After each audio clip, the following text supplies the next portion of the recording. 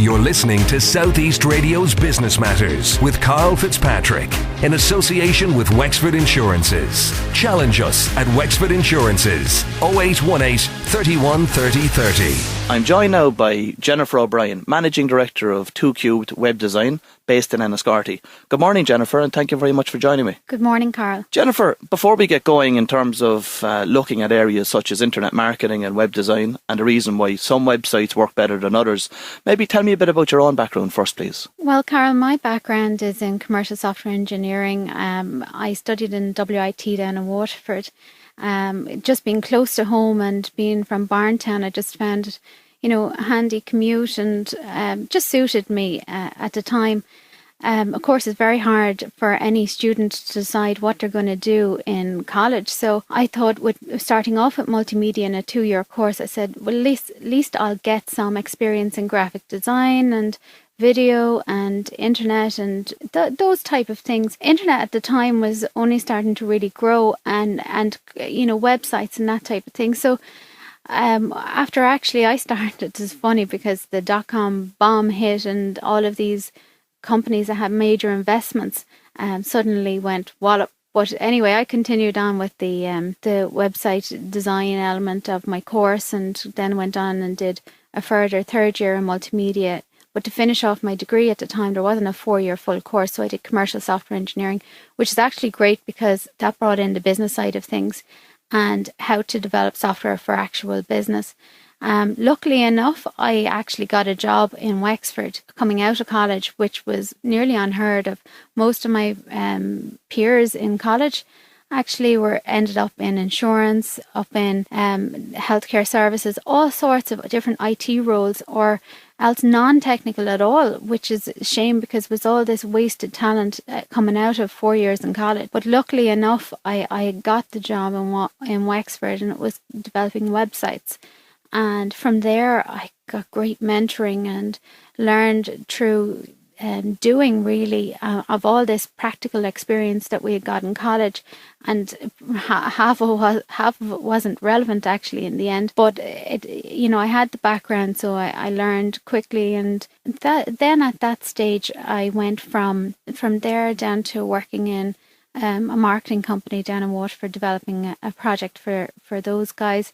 And again, it was just working on one project. So that actually gave me, instead of working on many different websites for many different companies, I ended up developing just one product, one big, large website with back-end functionality and stuff. Where did the idea come from then at that point to set up 2Cubed Web Design? Well, from the company in Waterford, I actually went on maternity leave.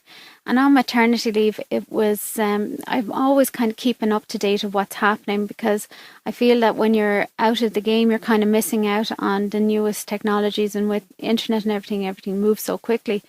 So I find Twitter actually a really good thing for news feeds and just keeping up with what's happening. So I was kind of dabbling with the idea of whether to go back to full-time employment or not, or maybe to set up my own company. It was a hard call to make, because as you know, the economy isn't great, and to give up a full-time position. But for me, it was kind of to say, well, look, will I try something new? And what am I going to do for the rest of my life? Am I actually going to work for somebody else, or am I going to try it on my own? So kind of trying to convince my husband, and then in the meantime trying to kind of find a way or a route, or what was I going to do? How was I going to position the business? And again, on Twitter one day, and a guy just tweeted me and just asked me what I was doing. I was saying, well, I was on maternity leave, and just seeing what was, I was due back to work kind of in the next couple of months. And he said, well, look, I heard John O'Connor in the Enniscorthy Enterprise Centre was looking for a software engineer or somebody with technical expertise that might take a room. He's often been asked, is there anybody local that will do work? He gets asked this by other businesses from time to time. So he said it might be worth giving John a call. So I gave John a call and went up and met him, and then he said, well, look, would you consider moving up? And so after a few meetings, I kind of went, well, look, I think I'm going to do it. So in September then 2011, then I moved up to the Enniscorthy Enterprise Centre and got going. Jennifer, we've all heard stories in the past from business owners whereby they've invested heavily in putting a good website in place, and one of the main issues that they've had later is that their clients couldn't find them online. So for instance, they might go in and search for a particular product or service in, let's say, County Wexford, and this company has invested heavily, but their website can't be found. What's the reason for that? That comes actually from many, many different reasons. It could be down to how the website was put together in the first place, what technology that was used.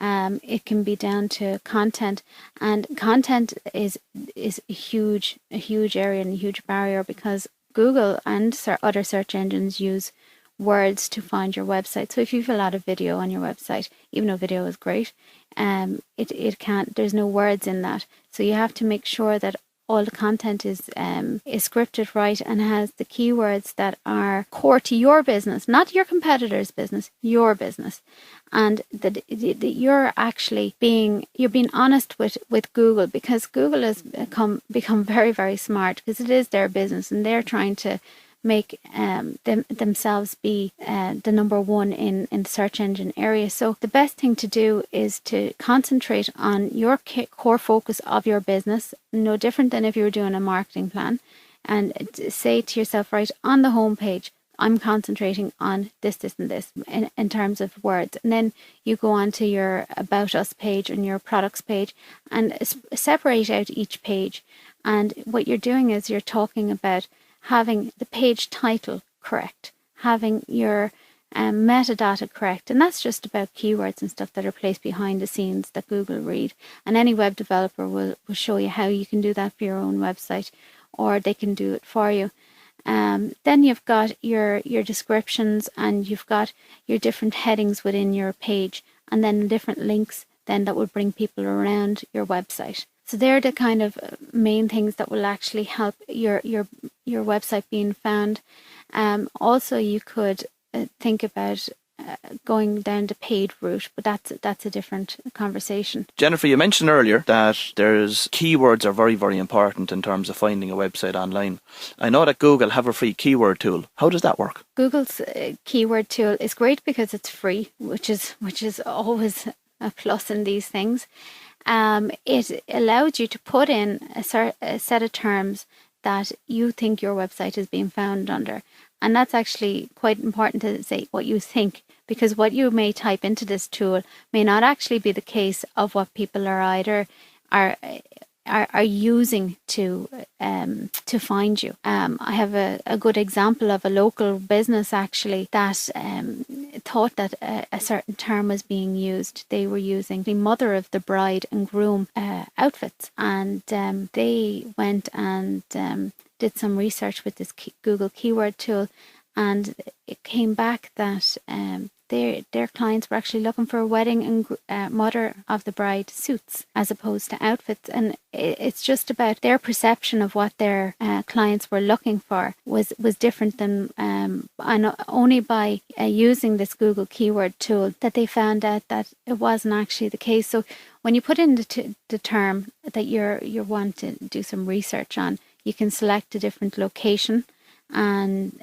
whether it's Ireland or Wexford, and you can see the popularity of the terms that are being shown, and you can see, well look, maybe I'm barking up the wrong tree on a particular keyword. It actually has no traction, has no volume of searches. So what you may have thought is the number one word somebody is using to find your business is actually quite different. What advice would you give to companies out there today that are looking to improve their site's ranking on Google? There's a number of things that you can do. Again, it's a Google algorithm that, nobody knows for absolute sure. They can change their mind at any time. But the best advice out there for Google ranking is to actually link to, it's based on links back to your own website. So obviously the age of your website comes into that. If your website is a brand new website, it's hard to get good Google ranking. And Google ranking doesn't actually top off at a certain number. It can just keep building and building and building. So if you've got a page rank of 1, it just goes up from there. And 10 doesn't mean that it's the best. It just means that it's just growing, and you want to be growing your page rank in the right direction, obviously. And not all links to your website are created equally. And that means that Google doesn't place the same value on page rank links to when it's valuing the links to your website. What they decide is in relation to links, not all links have the same value. If you've got a government department linking to your website, well, that has credibility behind it. So, and it has a value because that website would have a high level of traffic. And if they're linking to you, they're saying, well, look, you must be okay, you know.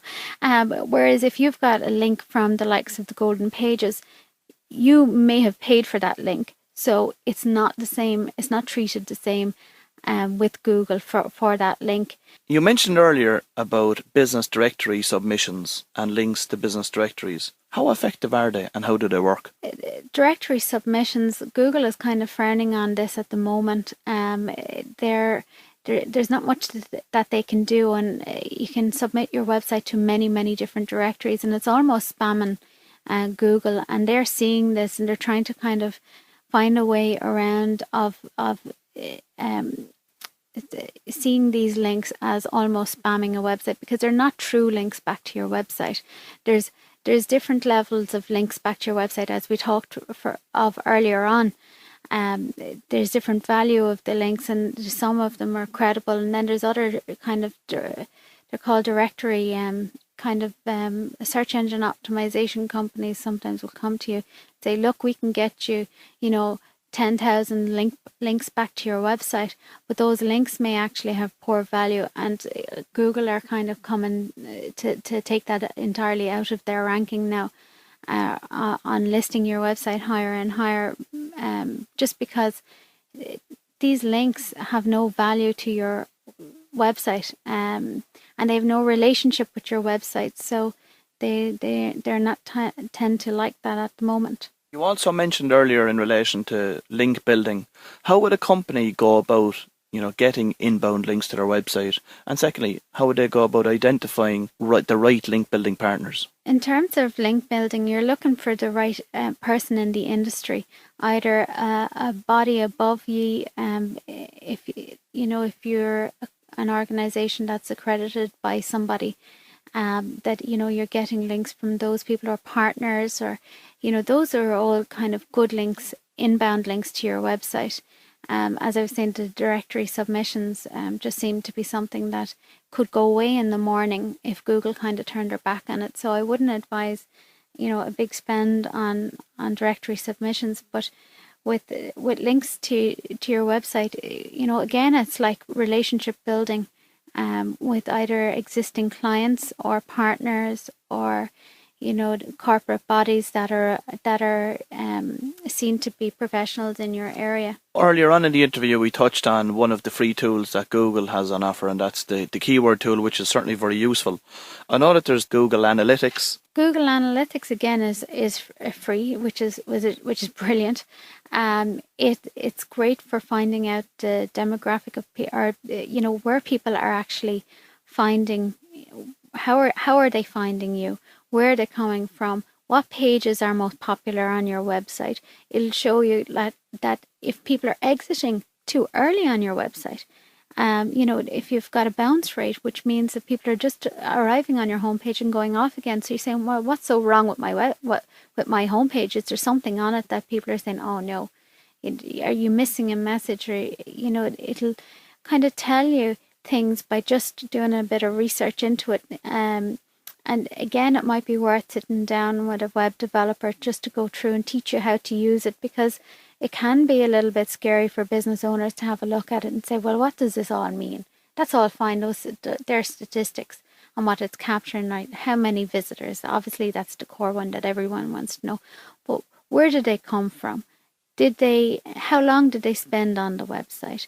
And what page did they exit on? That little bit of information can tell you an awful lot about how your website is performing. And then if your traffic is very low, so why is it low? What do I need to do on my website today and tomorrow? And do I need to be updating my website more? And it could be down to visibility. And again, it all comes back to Google and content and research. But with Google Analytics, it does, it does tell a story to some cases. Now, some people would say, well, look, it's not the best tool in the world either, but you can also put in a bit of measurement in the back end of Google Analytics as well, and it will tell you, if there's any conversion rates on contact forms, if people actually went to that level, and it can start capturing data, so you can make it work much harder than its basic setup. So try and delve into it a little bit to get more value out of it, because it is free, but you'll only get as much out of it as you kind of put into it as well. Would you recommend companies to engage in blogging? Well, if you've got a graw for writing, and you can put aside a few hours every week to put in a post, because your website does need at least one update a week, and we're seeing this more and more. I hear people saying it all the time, put at least one update a week, whether small or large, but even a small blog posting a week, and it doesn't need to be 10 pages long. It could be a paragraph, and it will allow you to start to get into other areas or other markets and talk about even industry news, and it may not be your own news, but it gives you an opportunity to talk about it. By doing that, then you're becoming an industry expert in your field, and you're become one to appear to rely on for information if your blog starts to get traction. And you have to give it time. You can't expect it to work overnight, but if you keep at it and do your put aside your couple of hours once a week, and it will definitely pay dividends in the long term. But again, it's not an overnight success. You have to get followers, and you have to get people that want to tune into your blog, and you have to find a stream of what to talk about that is interesting, and that people want to know what you're saying. But it's certainly worth doing, because it's adding content and it's adding keywords all the time. So it's kind of a quiet way to kind of be improving your search engine optimization. And before we finish, I'd just like to have a quick chat to you about LinkedIn and what your own thoughts are in terms of how it can be beneficial to business owners across County Wexford. I think everybody really should have a LinkedIn profile, whether you're in college or whether you have a job or whether you have your own business. I think it's personally a very good tool to use. It's like your CV online, and it's given a public perception of what you do. It's showing other people that you've got relationships with this person or that person. And even as a college student, I think it's a good way to be starting to put together all of your information. It's nearly more valuable now than your CV. And as long as you keep it up to date and that you fill out at least 80% of the profile, it goes in measurements, and it'll tell you how much your profile is complete by. And put up a picture, because nobody is going to realize you're the same John Murphy that they either went to college with or they did business with. You need to have a face to your LinkedIn profile for it to work. And in terms of business, it actually allows you to get your testimonials directly from the people that you've made relationships with. And those testimonials can be incredibly valuable. Obviously, you're not going to publish something negative, but if you've asked somebody that you've done business with for a testimonial, and it's glowing, that says an awful lot about your business. And without kind of having a whole marketing or sales pitch on your LinkedIn profile for business, it actually is a more friendly way, and say, well, look, if you've done business with this person, they're really happy with you. Sure, why wouldn't they do business with you? Jennifer, I'd like to take this opportunity to thank you for coming in to talk to us this morning, and I wish you continued success with 2Cubed Web Design. You're listening to Southeast Radio's Business Matters with Karl Fitzpatrick in association with Wexford Insurances. Think Wexford Insurances for your business insurance.